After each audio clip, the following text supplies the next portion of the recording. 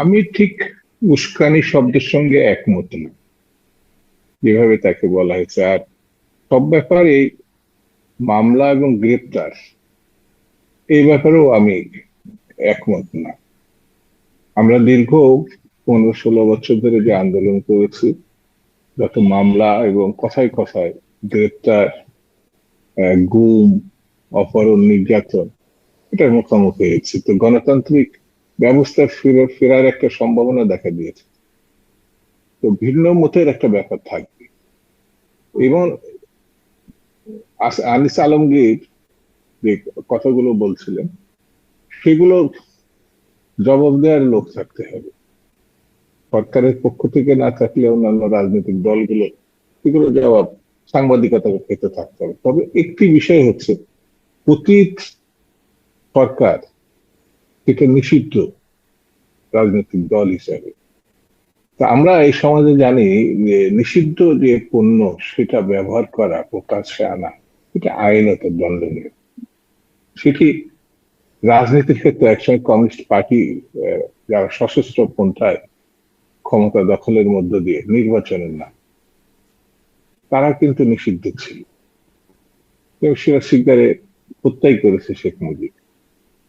তো তার মানে তো সেরা শিকদার তার রাজনৈতিক আদর্শ বা তার রাজনৈতিক লক্ষ্য এটা সাধারণ খনির মতো না। তো তার রাজনীতি সম্বন্ধে ভিন্ন মত থাকতে পারে, বিতর্ক থাকতে পারে। তা আনিস আলমগীরের যে বিষয়টি, সে একটি নিষিদ্ধ সংগঠনে, যে সংগঠন হাজার হাজার লক্ষ লক্ষ কোটি টাকা পাচার করছে, এটা বড় কথা না। দেশটা গণতান্ত্রিক ধারা থেকে পুরোপুরি ভাবে আহ, আপনার স্বৈরতান্ত্রিক এবং ফ্যাসিজমের যে ধারা, সেই ধারায় নিয়ে গেছে গায়ের জোরে। আমরা যদি 71 সালের মুক্তিযুদ্ধের সময় যারা গণতন্ত্রের বিরুদ্ধে বা মুক্তিযুদ্ধের বিপক্ষে অবস্থানে, তারা তাদেরকে অপরাধী ভাবে, তাহলে পরে এই বিগত প্রতীক সরকার একই ব্যাপার। তাদেরকে তো সেই অপরাধী ভাবা ব্যাপারে হচ্ছে না, তাদের তো অপরাধী ভাবা হ্যাঁ, হচ্ছে না। অপরাধী কেন? কোথায়? কারণ শেখ তারা হাসিনার তো নিষিদ্ধ না। যে তারা তো নিষিদ্ধ আইনত হচ্ছে দণ্ড, না, তাদের বিরুদ্ধে তো আইনগত ব্যবস্থা নেওয়া হচ্ছে না, বা তারা তো মানে রাজনীতি করতে না পারছে। যেমন এই যে প্রতীক সরকারের দখলদার প্রধানমন্ত্রী বলল, তাকে যে দণ্ডিত করা হয়েছে আইনের মধ্য দিয়ে। তো এই এই দণ্ডের মধ্যে তো তো তাদের সমর্থক, শুভানুধ্যায়ী, এদের তো বোঝা উচিত যে তারা কোন পক্ষ অবলম্বন করেছে। সেই জায়গায় তাকে গ্রেপ্তার বা মামলা, এটাকে আপনি বাদ দিবেন কিভাবে? ও যদি একটি সুস্থ গণতান্ত্রিক ধারার পক্ষে, ও যদি ওই ধারার পক্ষে থেকে কথা বলে, নিষিদ্ধ সংগঠন অথবা ফ্যাসিজমের পক্ষ অবলম্বন করলে, তাহলে আপনার তার প্রতি সহমর্মিতা। গত সরকারের সময় যারা, আমরা নিজেরাও, সে মানে আপনি কি রাজনীতিবিদ, মনে সে করেন আনিস আলমগীরকে সাংবাদিক, গ্রেপ্তার করাটার একটা মানে যৌক্তিকতা আছে? যৌক্তিক এটা আদালত বলবে। আমি তার ফ্যাসিজমের পক্ষে, যেমন হিটলারের নাৎসির অনুসারীরা এখনো যদি কোনো জায়গায় থাকে, তার বয়স যদি 100 হয়, সে গ্রেপ্তার হবে, সে বিচারের মুখোমুখি হবে। তো তার সে তো যে পক্ষ অবলম্বন করেছে, সেটা তো নাৎসিদের যে সংগঠনের অনুসারী আওয়ামী লীগ তো বাংলাদেশে, সেই নাৎসিদ পক্ষ অবলম্বন করেছে। গণতান্ত্রিক বিধি 15 বছর কোনো নির্বাচনই হয়নি, সেই নির্বাচন না হওয়াটাকে সে ভালো যদি মনে করে, বা সেই শক্তি, সে একবারের জন্য 3বারের নির্বাচনকে বিরোধিতা করছেন। সেই জন্য না, আনিস তিনি আলমগীর আসলে এই বা ওই তিনবারের নির্বাচন টাইপের, যে খারাপ হয়েছে বা নির্বাচন যে হয়নি, এটা তো অবশ্য তিনি বলেছেন বিভিন্ন, মানে আমার অনুষ্ঠানেও বলেছেন আমি বলে দেখি আমি নাই। বললাম আর কি। তিনি এই না, বিষয়টাকে আপনি ডক্টর জাহিদের সাথে আপনার অনেক অনুষ্ঠান শো যেহেতু করেছেন, করছে, নিশ্চয়ই বলবেন। সেটা ঠিক আছে। এবং সেটা যদি আপনি কোর্ট বিবেচনায় নেয়, দিতেই পারে। কত বড় বড় অপরাধী তো জামিন পেয়ে গেছে। এই যে একটা শুটার যে হাদিকে গুলি করে মেরেই ফেললো, খুন করলো, সে তো কোর্টের মাধ্যমে তো আসছে। আমি মনে করি যে সেখানে আসলে জামাত আহ, এবং বিএনপির আইনজীবীরা তাকে সহায়তা করেছে বলে জানা যাচ্ছে, যে তার জামিন পাওয়াতে আনিস আমি আমি আলমগীরের জন্য। ওই প্রসঙ্গে যাব না। সহায়তা কে করছে, কি করেন, সেটা আমি বিতর্কে আমি যাব না। কোর্ট তাকে জামিন দিয়েছে। একটা ক্রিমিনালের পক্ষেও একটা আইনজীবী দাঁড়াতে পারে নিশ্চয়ই। আইনে দিয়ে। তো ক্রিমিনালের পক্ষে যদি আইনজীবী দাঁড়ায়, তো তার তো কিছু লজিক থাকতে পারে, তার তো কিছু ভাবনা থাকতে পারে। সেটি যদি উইন করে, তো খুনি তো অনেক সময় মুক্তি পেতে পারে, সেটা রিজন থাকতে পারে। কোর্ট দিয়ে কি মনে করে? তো আমি সেই বিতর্কে যাচ্ছি না, কারণ আমি নিজে আইনজীবী না। আমি সাধারণ দৃষ্টিতে যেটা মনে করি, যে অতীত সরকারের পক্ষ অবলম্বন করে আপনি একই সঙ্গে স্বাভাবিক জীবনযাপন করবেন, বাসায় থাকবেন, ঘুরে বেড়াবেন, এটা তো খুব কঠিন ব্যাপার হবে।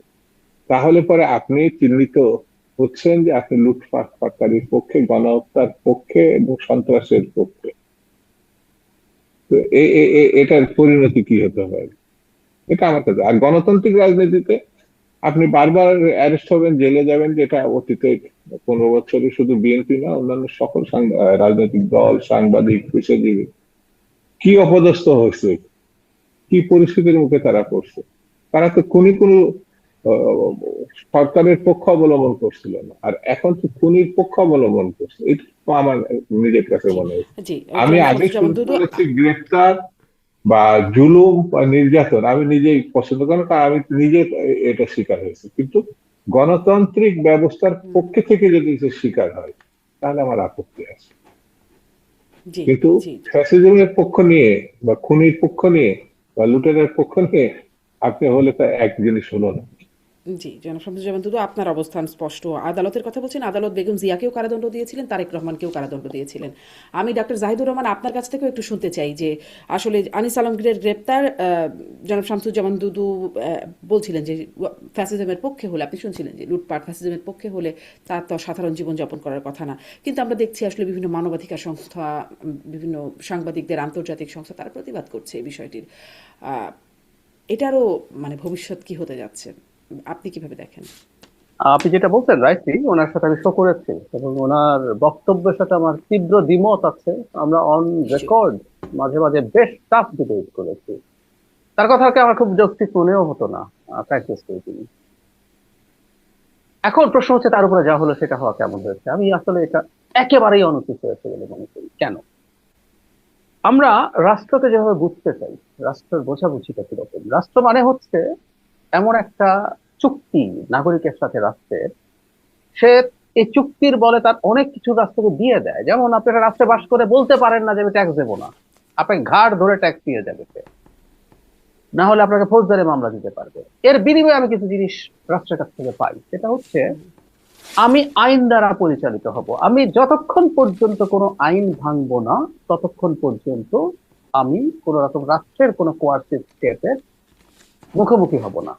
কোন ব্যক্তি আমার বিরুদ্ধে যদি কিছু করে, রাষ্ট্র আমার মধ্যস্থতা করে সিদ্ধান্ত নেবে যে কে ঠিক করেছে। এর মধ্যে আনপ্লেজেন্ট থাকতে পারে। একটা জিনিস মনে রাখতে হবে, কোনো কিছু আমার ভালো লাগছে না ডাজন্ট নেসেসারিলি মিন এটা বেআইনি। আনিস আলমগীর আওয়ামী লীগকে সফটলি প্রমোট করার চেষ্টা করেছেন, এটা ভুল না। কিন্তু একটা জিনিস মনে রাখতে হবে, আনিস আলমগীরকে সরিয়ে রাখে। যেমন ধরুন, আমি আওয়ামী লীগের রাইট নিয়ে কথা বলি, তো আওয়ামী লীগের মানুষজনকে যখন পেটানো হয় রাস্তায় ফেলে, এখন আমরা যদি বলি আওয়ামী লীগ করেছেন বলে পেটানো হতে পারে, আমি একদম একটা স্পেসিফিক উদাহরণ দিই। 5 আগস্ট পরবর্তী খুব অল্প সময়ের মধ্যে সুপ্রিম কোর্টের বিচারক শামসুদ্দিন চৌধুরী মানিক গ্রেফতার হয়। তাকে ওখানেই শারীরিকভাবে হেনস্থা করা হয়। পরে কোর্টে আসার পর ওখানে হেনস্থা করা হয়। ওনাকে জেলে নেওয়ার পর উনি রীতিমতো আক্রমণের শিকার হন এবং আহত হন, হসপিটালে নিতে হয়। আমি খুব স্ট্রংলি এটার প্রতিবাদ করেছিলাম। মজার ব্যাপার, শেখ হাসিনার বিরুদ্ধে বহু বছরের আমার খুব লম্বা অ্যাক্টিভিজমের হিস্ট্রি আছে। এই জুলাইয়ের সময় নিজের মুখেই বলছি, দেশে বসে বহু বড় ঝুঁকি নিয়ে কথা বলে গেছি, কিন্তু আমাকেও ছাড়া হয় নাই যে আমি আওয়ামী লীগের দোষর হয়েছে। এই জিনিসটা আমি আমাদের দেশের কাউকে কাউকে আইডেন্টিফাই করতে ভুল করতে দেখছি যে আইন আর তার অধিকার দুটো, মানবাধিকার দুটো দুই জিনিস। আইনে তার বিচার হতে পারে। এখন আনিস আলমগীর কি আইন ভেঙেছেন? আমি যদি সেটা খুঁজতে যাই, ধরুন আওয়ামী লীগ করা না, আওয়ামী লীগের কর্মকাণ্ড নিষিদ্ধ আছে এখন। মানে আওয়ামী লীগের কর্মকাণ্ডের সংজ্ঞাও দেওয়া আছে, লিফলেট বিতরণ, মিছিল, সমাবেশ, জনসংযোগ, এগুলো নিষিদ্ধ আছে। এই কর্মকাণ্ডগুলো নিষিদ্ধ আছে। এখন আনিস আলমগীর কি আওয়ামী লীগ করেন? আমার মানে তার বক্তব্য যদি আপনি নেন, আপনি ওনাকে আওয়ামী সিম্পাথাইজার বলতে পারেন, কারণ আওয়ামী লীগের বহু কিছু জিনিস আসলেই সমালোচনা করেন। নির্বাচন, শেখ হাসিনার সময়ের কিছু, ভারত এখানে যেভাবে জেঁকে বসেছিল, সেগুলো সমালোচনা কিন্তু উনি করেন। তিনি এখন যেটা বলতে চাইছেন, এই সরকারের সমালোচনা করছেন এবং আওয়ামী লীগের নির্বাচনে আসা উচিত বলে মনে করছেন, এই বয়ান তৈরির চেষ্টা করতে। এটা উনি ছাড়াও আরো কয়েকজন বলেন এবং তাদের সাথেও আমরা এই ডিবেটটা করছি এবং আমরা মনে করি উই আর কেপেবল এনাফ এই ডিবেটটা করার জন্য। ডিবেটের সুরাহা হইতে হবে তা না। তো আনিস আলমগীর আমার দৃষ্টিতে কোনো আইন ভাঙেননি এবং উনি যা করেন সবকিছু প্রকাশ্য ভাবে করেন। একটা কথা একটু যোগ করে রাখি, উনি ওসমান হাদি যে গুলিবিদ্ধ হয়েছে সেই ব্যাপারে তিনি নেহারি খেতে খেতে নাকি এরকম একটা ছবি দিয়েছেন, উনি ভাবছেন এই ব্যাপারটা কি, ব্যাকগ্রাউন্ডে একটা গান চলছে। আমি আসলে অ্যাকাউন্টে গিয়ে দেখা হয়নি, আমি স্ক্রিনশটটা দেখেছি, অনেকে বলছেন। তো উনি যদি এটা করে থাকেন এটা অরুচিকর কাজ, কোনো সন্দেহ নাই। Again, is it a criminal offence? উত্তর হচ্ছে আমি অন্তত এটাকে মনে করি না। সো এই যে আমরা যে কোনো বক্তব্যকে ক্রিমিনালাইজ করার চেষ্টা করছি, শেখ হাসিনা কিন্তু ডিজিটাল সিকিউরিটি অ্যাক্টে এই কাজটা করতো। কতগুলো অস্পষ্ট ধারা ছিল, 25, 26, 28, 29, 31, ওর মধ্যে যে কোনো কিছু ধর সামাজিক অস্থিরতা তৈরি করা যাবে। এখন আনিস আলমগীর, হাসিনার কথা বলছি, ওই ডিজিটাল সিকিউরিটি অ্যাক্টে আনিস আলমগীরের এই বক্তব্যকে অস্থিরতা তৈরি করা যাবে বলে ডিজিটাল সিকিউরিটি অ্যাক্টে ঢুকিয়ে দিলাম। তো এখন এই যে আমি যা বলছি সেগুলো অস্থিরতা তৈরির জন্য তৈরি। এভরিথিং ইজ, আমি আপনাকে উদাহরণ দেই, উসমান হাদির হত্যাকাণ্ড তৈরির প্রেক্ষাপট তৈরির মধ্যে যাদের তালিকায় যাদের নাম আছে এর মধ্যে আমি আছি। খেয়াল করুন, আমি পাবলিকলি উসমান হাদির সমালোচনা করিনি, যে যে করেছে তারা তো আছেই। আর আমি কেন আছি? কারণ আমি এই গণ অভ্যুত্থানকে বিপ্লব হতে দেই নাই, আমি বিপ্লবের বিরুদ্ধে ন্যারেটিভ তৈরি করেছি। সেই কারণে বিপ্লব হয় নাই বলে, যেহেতু তাদের ভাষ্য মতে উসমান হাদি হত্যাকাণ্ডের শিকার হয়েছেন, তো তাকে হত্যাযোগ্য করে তোলার মধ্যে আমিও আছি। তো এই প্রবণতাগুলো সমাজে কিন্তু শুরু হয়ে গেছে। উসমান হাদির রাজনীতির সমালোচনা থাকতে পারে না, যারা যারা সমালোচনা করেছে এখন তাদেরকে টার্গেট করা হচ্ছে। এই প্রবণতাটা ভয়ঙ্কর, কারণ আমরা রাষ্ট্রের হাতে এই ধরনের ক্ষমতা তুলে দিতে চাই না, এটা যে কেউই হোক না কেন। আর একটা কথা একটু মনে রাখতে হবে, গণতন্ত্র মানে আপনার অপছন্দনীয় ব্যক্তি, অপছন্দনীয় মতের সাথে সহাবস্থান। শারমিন, আমি মনে করি বাংলাদেশে অন্তত 20% মানুষ এখন আওয়ামী লীগ করে। আমি এটা নিতেই পারি না। আমার পরিচিত মানুষের মধ্যে আওয়ামী লীগ করা মানুষজন আছে, ক্লোজ বন্ধুদের মধ্যে ঝগড়াঝাটি হয়ে গেছে এসব নিয়ে, কিন্তু করে তো করে তো। এখন আমি কি করব? যতক্ষণ পর্যন্ত সে ক্রাইম করছে না, যতক্ষণ পর্যন্ত সে কোনো সুনির্দিষ্ট আইন ভাঙছে না, তত ওই আইন আইন হলেই যে হবে তা না। আইনের মধ্যেও আমরা চ্যালেঞ্জ করি, আমরা ডিজিটাল সিকিউরিটি অ্যাক্ট নিয়ে কথা বলেছি, আমরা বিশেষ ক্ষমতা আইন নিয়ে কথা বলি, কারণ হচ্ছে এইগুলো আইন হিসেবেই খারাপ। কিন্তু তারপর একটা আইন করেন, তারপর একটা আইন করা হোক, ওই আইন করে ঠিক আছে আওয়ামী লীগের ভোটের বা নির্বাচনের পক্ষে বললো তাকে জেলে যেতে হবে বলে একটা আইন বানিয়ে তারপর ধরেন। এগুলো করার মাধ্যমে আসলে ক্ষতি যেটা হয়ে গেল, আমি ওনাকে খুব সিগনিফিক্যান্ট মানুষ মনে করি না। উনি আসলে, সরি, রেসপেক্ট, আমি ওনার যৌক্তিক সেন্স বা উনি যেভাবে ওনার যুক্তি এস্টাবলিশ করতে গিয়েছেন, আমি ওনাকে খুব পাওয়ারফুল কেউ মনে করতেন। কিন্তু ওনাকে গ্রেফতারের মাধ্যমে অনেক বড় ক্যারেক্টারে পরিণত করা হলো এবং পাওয়ারফুল করে ফেলা হলো। জি, একদম। জি, ডাক্তার জাহিদ ধন্যবাদ। আপনি বলছেন যে মামলা মানে একটা আইন থাকা লাগবে মানে ব্যবস্থা নেবার জন্য, কিন্তু একটু যদি শামসুজ্জামান দুদু আপনার মন্তব্য শুনি, স্বরাষ্ট্র উপদেষ্টা অবশ্য বলেছেন আওয়ামী লীগের এখন মামলা লাগবে না, দেখলেই গ্রেপ্তার করে ফেলা যাবে। স্বরাষ্ট্র উপদেষ্টার এমন নীতি, যাকে অবশ্য পদত্যাগের মানে আলটিমেটামের মুখে আছেন তিনি। আপনি তার এই বক্তব্যকে কিভাবে মূল্যায়ন করবেন?